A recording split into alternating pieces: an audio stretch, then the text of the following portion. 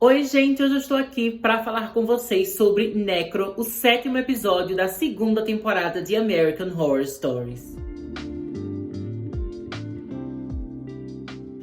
Não acredito, gente, que o tempo passou tão rápido e esse já é o penúltimo episódio da temporada. Já já vai acabar, né, a 2ª temporada de American Horror Stories e eu já tô sentindo um pouco de saudade, né? Eu sei que é uma série que não é perfeita, né? Toda vez vocês reparam aqui nos meus vídeos, tem episódios, né, que tem várias coisas boas, mas também tem seus defeitos. Mas ainda assim, eu acho que é uma série que é muito legal, né? É muito incrível toda vez, toda quinta-feira, saber que tem um episódio novo, né? E assim, já digo pra vocês, né, gente, mais uma vez, meu vídeo tá saindo um pouquinho atrasado, né? Eu tô lançando ele aqui, tô gravando na sexta-feira, porque na quarta-feira tive show do Demi Lovato, né? Então eu tava bem cansado na quinta-feira, eu demorei bastante pra ver o episódio de American Horror Story. Também fui gravar uma conclusão, né, pra um vlog que eu estava fazendo do show do Demi Lovato, né? Inclusive eu acho que já foi postado no canal, né? Então assim, eu tava bem cansado por causa daquela coisa do show, né? Por causa disso eu não consegui ver mais cedo o episódio de American Horror Stories. Mas finalmente eu assisti, né, gente? Eu acho que foi um episódio muito bom, né? E talvez até mesmo um dos melhores dessa temporada. Em Necro, a gente vai conhecer uma personagem chamada Samantha, né, que o pessoal costuma chamar ela de Sam. Ela trabalha, né, com os mortos, né? Eu não sei qual é o nome correto dessa profissão dela, mas basicamente ela é aquela pessoa, né, gente, que cuida dos corpos, né, e dá uma restaurada nele, né, usa uma maquiagenzinha, uma coisa para eles ficarem mais apresentáveis, né, para os enterros, né, quando eles estão, quando tem o funeral deles lá com o caixão aberto, né, que a família quer se despedir, enfim, ela faz toda aquela coisa, né, de ajeitar o corpo, né, da pessoa e deixar eles apresentáveis, né, para que as pessoas possam homenageá-los, né, em sua morte. Então, é uma temática, né, interessante que esse episódio começa a trazer, né, é uma profissão que eu não conheço tão bem, mas que eu achei, né, que a série fez um bom trabalho de mostrar como é o dia a dia, né, como é esse trabalho, e também mostrar o preconceito que as pessoas que trabalham com isso sofrem, né, porque a gente já vê no início que a protagonista ela não é muito bem compreendida, né, a gente vê um pouco de julgamento, tanto das amigas dela, né, gente, que assim, cada amiga bosta que essa menina tem, odeia aquele grupinho de amigas, e também o namorado dela, né, se eu não me engano, ele se chama Jesse, e ele também parece não entender muito bem, né, não curtir muito bem esse trabalho dela, né, inclusive eles têm um relacionamento que é bem estranho, que eles parecem que não conversam e não se entendem direito, assim, sabe, que eles parece que não combina, sabe, mas mesmo assim eles estão naquele relacionamento, né, e tentando fazer funcionar do jeito deles ali. Acontece, né, gente, que enquanto a gente vai acompanhando esse trabalho da Sam, ela acaba conhecendo um cara, né, que também trabalha nesse meio ali do necrotério, ele que vai levar os corpos pra ela. E eles acabam criando uma amizade, né, e vai se construindo uma espécie de romance ali entre eles que vai nascendo, né. Isso é interessante, eu pretendo até falar um pouco mais na frente, mas me deu uma vibe meio Murder House, né, quando a gente tem um relacionamento de Tate e Violet, né. Eu vou desenvolver melhor esse pensamento mais tarde, mas enfim, a gente tá tendo ela começando a se relacionar com esse colega de trabalho, né, eles veem que os dois têm essa obsessão, assim, com a morte, né, a gente vê que ele teve a sua família toda morta, né, num acidente de carro, né? Ele tava no carro, mas ele acabou sobrevivendo, e desde então ele ficou com essa obsessão com esse tema, né, de pessoas mortas, e enfim, que ele acaba se sentindo mais vivo ainda lidando com as pessoas mortas, né, e ela também tem essa adoração que ninguém entendia, né, a não ser ele. Então nisso eles vão cada vez se gostando cada vez mais e mais, né, os atores inclusive têm muita química, né, você começa a shippar um pouco eles, mas acontece, né, que ela já tá no relacionamento, né, e a gente vê que nesse relacionamento, né, eles são tão estranhos entre si, ela e o namorado, que eles nunca conversaram sobre os traumas que ela mesma tem em relação à morte, né, da sua própria família, né, mostra que a mãe dela morreu, e enquanto ela era criancinha, né, ela ficou com o corpo da mãe durante 3 dias, né, a mãe morta lá e ela brincando com a mãe, sabe, se alimentando do leite da mãe, né, se amamentando e a mãe morta lá, então é uma coisa bem bizarra que a gente vê que aconteceu, né, e, inclusive achei bem interessante as cenas, como a forma como essas cenas de flashback foram gravadas, né, porque a gente vê que obviamente tinha uma criança ali, e é claro, né, que eu sempre fico pensando quando a gente vê criança em filme de terror, né, eu fico me questionando qual foi o contexto que eles deram para aquela criança que tá atuando, porque eu não sei se vocês sabem, né, mas às vezes quando tem filme de terror, eles dizem pra criança que a cena que ela tá gravando é uma coisa completamente diferente, né, então eu fiquei me perguntando o que é que eles disseram pra essa criança, sabe, ela com a mãe morta ali, melada de sangue, e ela brincando, se amamentando, né, eu achei isso interessante, eu não sei se vocês sabem, mas o filme O Iluminado, por exemplo,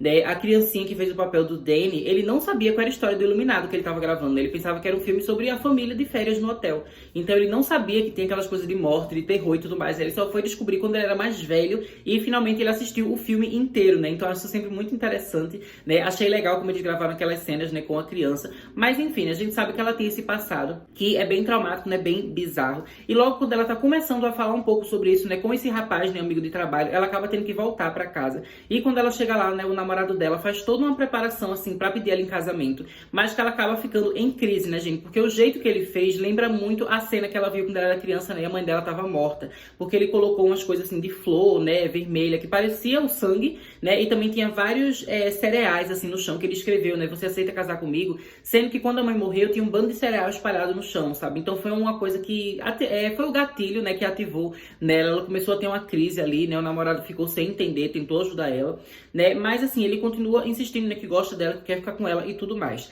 Acontece, né, que quando a Sam, ela volta pro trabalho, chega um novo corpo para ela cuidar, e é o corpo do cara, né, que era um novo colega de trabalho dela, que ela tava começando a ter crush nele. Juntando tudo aquilo que tava acontecendo, né, gente, ela começa a desmoronar, começa a chorar, e aí que vem o momento, né, mais importante do episódio, que também é o mais bizarro, né, que é o momento da necrofilia, que ela começa a se relacionar com aquele corpo morto, né, que ela tava lá cuidando.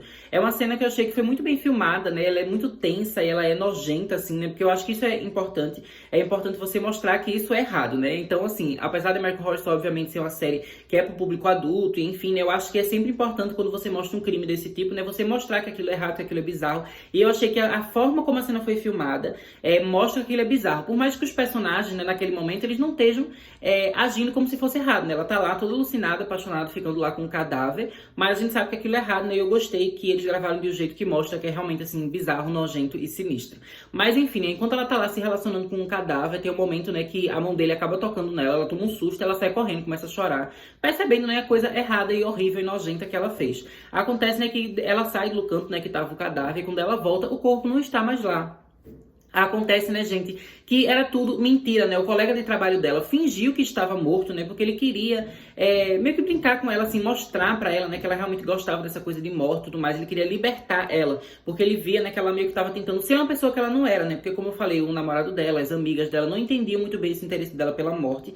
E esse colega novo de trabalho, né, queria que ela explorasse mais esses desejos e sentimentos que ela tinha em relação aos mortos, né? E aí acontece que ela começa a se relacionar com ele morto, né? E ele gosta disso, né? Ele fala que ele quer ficar com ela, enfim, mas ela começa a ficar assustada com aquilo. E ela, sem acreditar que foi capaz, né, gente, de abusar de um cadáver, porque por mais que ele esteja, a gente tenha descoberto depois, né, que ele estava vivo, na hora ela pensava que ele era um cadáver, né? Então ela estava com uma pessoa morta, ela viu que ela estava sendo louca, estava sendo completamente surtada, então ela desiste daquele trabalho, ela vai trabalhar em outras coisas, né? A gente vê que se passa 2 meses e ela tá trabalhando com maquiagem, né, e tudo mais, que faz todo sentido, né, gente, como ela maquiava os mortos pra não mostrar, né, as marcas que eles tinham, né, de caso de morte violenta ou de acidente, enfim. Ela sabia muito bem lidar com maquiagem, né, então ela tava se dando bem nesse trabalho e ela tá tentando dar um novo rumo na vida dela, né? Então ela vai se casar com esse namorado, né? Ela tá toda perfeitinha, assim, o visual dela, né? A amiga até fala que ela começou a usar roupas com tom pastel, né? Ela tá tentando ser aquela mulher americana tradicional, né, que vai casar, enfim. Mas é claro, né, que aquele colega de trabalho dela ainda tá apaixonado por ela, né? Ele não vai desistir tão fácil assim, né? E aí quando tem o dia do casamento, né, da cerimônia,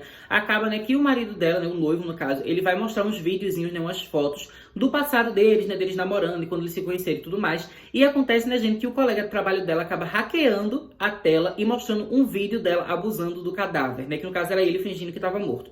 E aí todo mundo no casamento, né, fica chocado com ela. E aí o próprio marido dela fala, né, tipo, o fato de você ter pensado que ele estava morto já é bizarro o suficiente, mas mesmo ele estando vivo, ainda assim você me traiu, né, você foi pega com outro cara, né, então o casamento é todo desmoronado, sabe, fica uma coisa horrível, e aí esse vídeo acaba se espalhando na internet, ela começa a ficar meio que assim famosinha ali na cidade, né, que ela vive, todo mundo reconhecendo ela como a moça, né, que tava crepando com um zumbi, né, então assim, fica uma coisa super horrível, né, ela não consegue mais trabalho, né, ela não consegue mais ser aceita em nenhum lugar, porque obviamente, né, ninguém vai querer trabalhar com uma mulher que faz necrofilia. Mas enfim, né, a vida dela tá toda destruída e aí lá no finzinho, né, a gente vai ver ela indo no cemitério e reencontrando esse colega dela de trabalho. E eles começam a conversar, né, ela tá lá com a arma, né, ela tá pensando em se matar ou matar ele, enfim. Mas aí quando eles começam a conversar, né, eles acabam se declarando e ela acaba dizendo, né, que de fato ela gostou, sabe, que ela gostou muito de estar com ele morto. E aí tem esse momento, né, gente, do casal ali bizarro, eles decidem ficar juntos, ela dá um tiro nele, né, e joga ele num buraco lá numa cova. E os dois começam a ter relações sexuais lá na cova enquanto tá a areia caindo, né, então eles estão ali até morrer, eles vão morrer juntos. E é uma coisa muito bizarra, né? E aí que eu queria falar pra vocês qual foi a relação que eu encontrei, né, com Tate e Violet, né? Eu acho que esse tipo de romance é uma coisa muito característica de American Horror Story, né? Que é colocar esses dois personagens que são doidos, né? Que tem essas coisas meio perturbadas sobre eles. e fazer eles ficarem juntos de um jeito que, apesar de não ser saudável nem certo, é interessante, né, e é instigante de você assistir, sabe? É um entretenimento muito legal. É aquela coisa que o pessoal falava no Tumblr, né, antigamente, né, sobre o Tate e a Violet, né, que é ela morreria por ele mataria por ela. Obviamente não é um relacionamento saudável, não é uma coisa legal, mas é divertido de você assistir, sabe? Aquele casal super bizarro, aqueles personagens doidos ficando juntos, né? Então por isso que eu senti essa vibe meio Tate e Violet, né, com esse casal agora, esse pessoal que é obcecado pela morte e tudo mais, né? Eu achei que foi muito interessante, né, porque esse episódio ele foi construído, né, não tanto quanto é uma coisa assim de terror, de susto, de reviravolta, como normalmente tem sido os episódios anteriores de American Horror Stories. Esse episódio aqui, ele é construído mais como se fosse um romance macabro, mas você vê que toda a estrutura do episódio é um romance, sabe? São eles se conhecendo, eles se apaixonando, ela não aceitando ficar com ele, né? E ele insistindo pra ficar com ela, e eles conversam e ficam juntos no fim, sabe? A estrutura básica desse episódio é realmente, assim, de uma história de romance, de um filme de romance,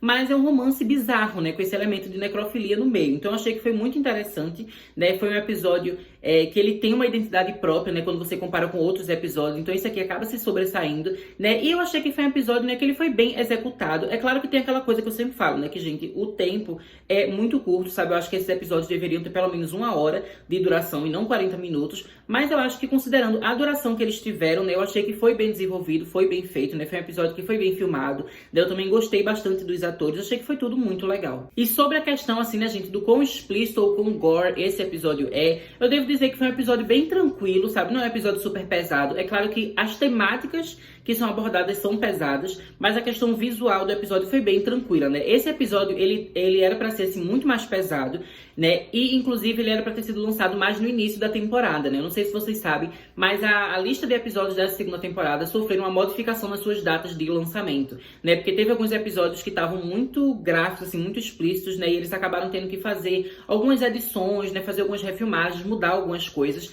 E esse episódio negro foi um, né, dos que passou por esse processo, né? Eu acho que, inclusive, ele foi o mais modificado. Então, a ideia original desse episódio era muito mais explícita, né? Muito mais horrenda, mas eles acabaram mudando de ideia, né? Pra fazer uma coisa mais sutil. E eu achei que acabou valendo a pena, né? Vocês sabem que eu gosto de um gore, eu gosto de coisa explícita em terror, de coisa bem horrível. Mas eu acho, né, que nem todo o público curte esse tipo de coisa, né? Inclusive Milkmaids, que a gente tem aquela coisa mais nojenta, né, das feridas e tudo mais. Teve muita gente que não curtiu, né, que não conseguiu assistir o episódio, que se sentiu mal e tudo mais. Então eu acho que se esse episódio aqui ele também tivesse sido muito gráfico, né, muito explícito, talvez algumas pessoas também não conseguissem aproveitar também a história, né? Porque elas iam ficar muito assustadas, né, ou muito enojadas com a parte mais gráfica da história, né? Então achei que foi interessante eles terem seguirem esse caminho mais sutil, né, da parte da necrofilia, enfim, né, de ser uma coisa visualmente menos explícita e horrível, porque dessa forma eu acho, né, que a história acaba funcionando para um público maior, né, as pessoas conseguem prestar atenção naquilo que é mais relevante no episódio, que é realmente esse romance bizarro, né, e totalmente não saudável entre esses dois personagens, né? Mas assim, achei muito legal esse episódio, gente, no geral. Eu tô achando que essa temporada de American Horror Stories com certeza tá bem melhor que a primeira, né? Eu tô muito ansioso pra na semana que vem vir aqui falar com vocês, né, sobre o 8º e último episódio dessa temporada, né? Então se vocês não estão inscritos aqui no canal ainda, não deixem de se inscrever, né? Porque semana que vem eu volto aqui pra falar mais sobre American Horror Stories. Até mais!